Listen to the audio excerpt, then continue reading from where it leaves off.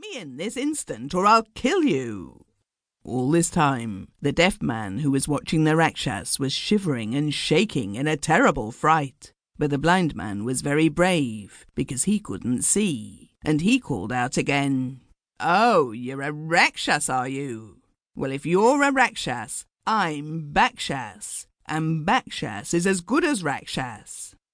"Bakshas!" roared the Rakshas. "Bakshas! Bakshas! What nonsense is this? There's no such creature as a Bakshas." "Go away," replied the blind man, "and don't dare to make any further disturbance, lest I punish you with a vengeance. For know that I am Bakshas, and Bakshas is Rakshas' father." "My father?" answered the Rakshas. "Heavens and earth! Bakshas, and my father! I never heard such an extraordinary thing in my life. You, my father, and in there! I never knew my father was called Bakshas." "Yes," replied the blind man. "Go away instantly, I command you, for I am your father, Bakshas." "Very well," answered the Rakshas, for he began to get puzzled and frightened. "But if you are my father, let me first see your face." For he thought, perhaps they are deceiving me. The blind man and the deaf man didn't know what to do, but at last they opened the door a very tiny chink and poked the donkey's nose out. When the Rakshas saw it, he thought to himself, "Bless me, what a terrible ugly face my father Bakshas has."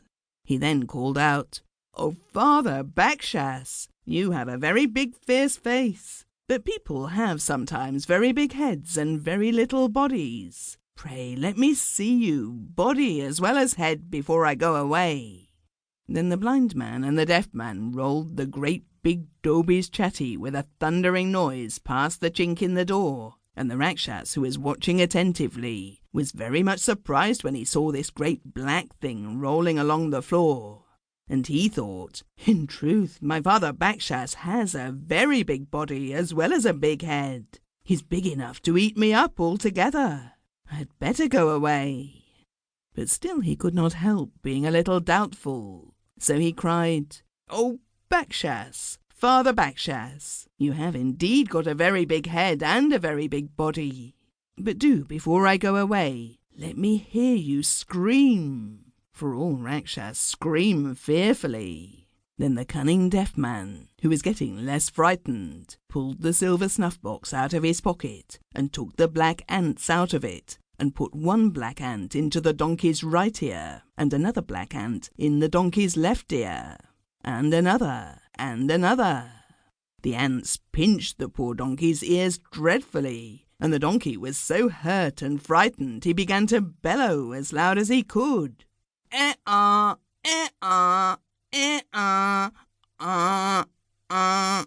And at this terrible noise, the Rakshas fled away in a great fright, saying, "Enough, enough, Father Bakshas! The sound of your voice would make your most refractory children obedient."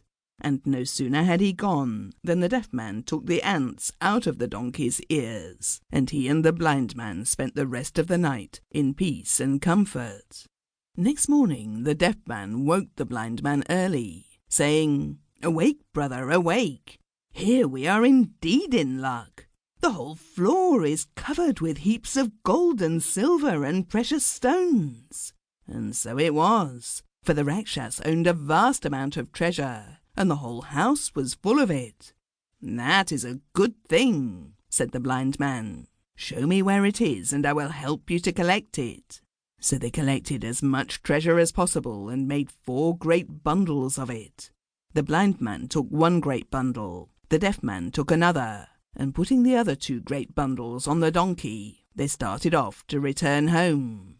But the Rakshas, whom they had frightened away the night before, had not gone very far off, and was waiting to see what his father Bakshas might look like by daylight.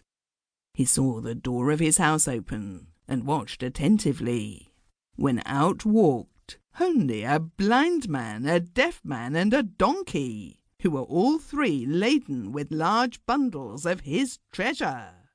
The blind man carried one.